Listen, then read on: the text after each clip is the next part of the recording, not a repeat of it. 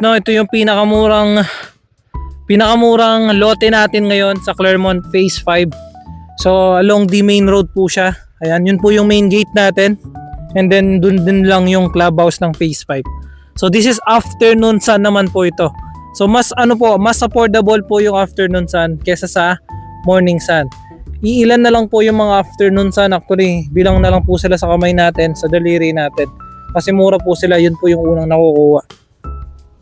So ito po available to, Block 18 Lot 4, 2 and 3. Yan, available po yung mga yan.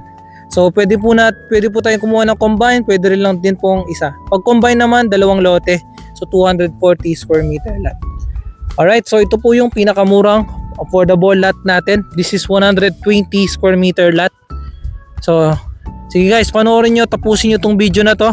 Papakita ko yung mga nagbukas na bagong unit natin sa Clermont Phase 1 saka corner lot sa Phase 2 saka yung mga corner lot dito sa Phase 5. Alright, let's go. Hello guys, good afternoon. Nandito tayo sa Clermont by Philinvest ulit. At ngayon syempre bibigyan ko kayo ng update dito sa Clermont and lilibutin natin yung buong Clermont. Alright, and mga reopen unit, sana magustuhan nyo yung video na to. And huwag nyo kalimutan mag-subscribe and follow ako. And sa mga gusto ng details, chat nyo lang po ako sa Facebook ko. Alright? Let's go. Tara!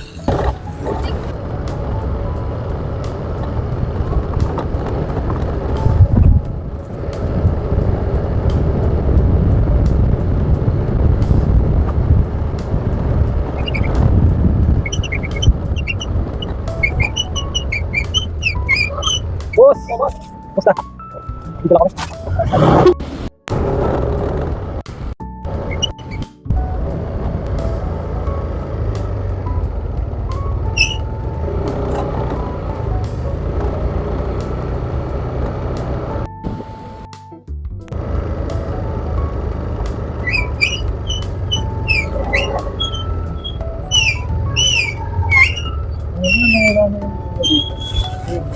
Ayan guys, so ito yung isa sa mga nag-reopen na unit natin, yung Opal Single Attached Unit.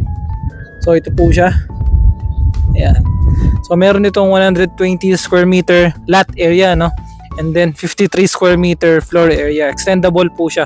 So pwede nyo po siyang i-extend and ipa second floor pa, yung parang dito ipa second floor nyo, tapos parking sa baba. And bahala po kayo kung ano po yung ipapatayo natin. Basta ipa-approve po natin siya sa admin, alright?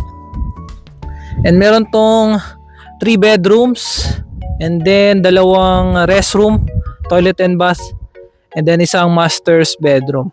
So tingnan natin kung pwede tayong pumasok.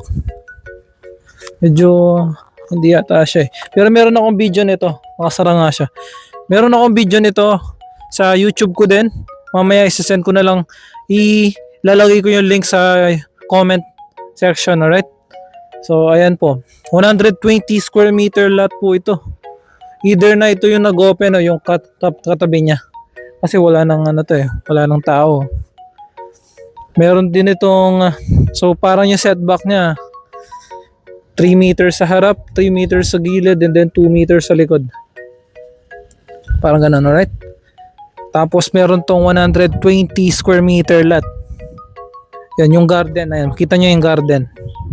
Yan yung niya. Yan yung 120 square meter lot.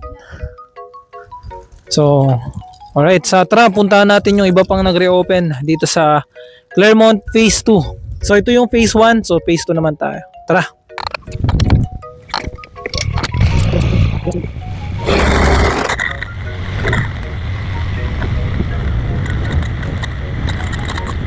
Okay guys, matalahib na yan dahil kakatapos lang ng 3 bagyo sa Luzon, alam nyo naman yan. Kaya hindi nakapag-grass cut yung Philinvest. Pero si Philinvest po, i-grass cut niya naman po yan. Alright. So ito yung isang corner lot na nag-reopen.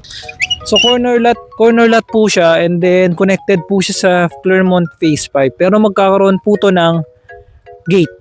Alright? Magkakaroon po siya ng gate na parang ganun na yan, yung kulay green na gate doon. Ayan, sige pakita mo yung gate. Ayan, ganun po. Isasara po siya ng ganyan, kaya may nakasara po ng mga bato-bato dito. Alright, so magkakaroon po to ng gate. So yung kinagandaan po dito, hindi na po dadaanan yung ano natin, yung bahay na ipapatuyo natin dito. And then pwede tayong mag-park dito anytime dahil sa atin na to. Basically parang sa atin na tong area na to. Parang gusto nyo pa ng court. Okay pa ata dyan eh. Hindi ko po alam kung pwede yan. Alright. So ayan. So basically ang ganda nito dahil morning sun din siya. Ayan, morning sun. Tapat siya sa Mount Arayat. So yung value nito is pwede tayo sa bank financing. Pwede rin po tayo sa in-house financing, deferred cash. Saka pwede rin siyang spot cash syempre. Direct po to sa Philinvest. Alright, Claremont Phase 2 reopen unit. 144 square meter lot. Alright, sa Claremont Phase 2. Corner lot po to, sorry. Ayan, so hanggang dun po siya sa pader. So lalakarin natin siya. Ito yung gitna niya. And then hanggang dito. So pag corner lot po, dalawa po yung side niya. Yun po yung kinagandaan ng corner lot. Ayan, yung naman katalikuran niya, yan na po yung phase 5. So may bahay din po diyan na tatayong sariling design. Alright? So hindi po siya magiging townhouse, sariling design din po yung ipapatuyo diyan sa likod. Kaya maganda po 'yan. And then morning sun. Meron nang magpatayo dito.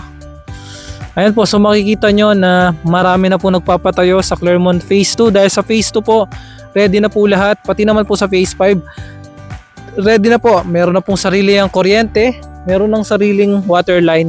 So anytime pwede na po tayo magpatayo basta na turn over na sa atin yung lote and property natin. Alright, tara punta naman natin yung dalawang corner lot na hindi pa nakukuha pero hindi siya reopen. Let's go. So ayan guys, nandito na tayo sa Claremont Phase 5 ngayon. Still available pa rin tong 129 square meter lot natin na corner lot din, no? So ayan, wala po siyang poste, wala rin siyang wirings. So, yung wirings niya nasa gitna ng daan. So hindi na matatakpan yung bahay natin ng mga wire. So morning sun din po ito, kaya maganda siya. Tara, punta natin yung isa. Sige. Yung 159 square meter corner lot natin, still available pa rin po siya. Morning sun din po ito. Yun po yung motor ito. Kitang-kita siya ngayon. Ayan. So, morning sun po ito. Alright. So, ngayon, yun po. Pupunta natin yung pinakamurang lote ngayon dito sa Claremont Phase 5. Tara, puntaan natin. Oh, sige po.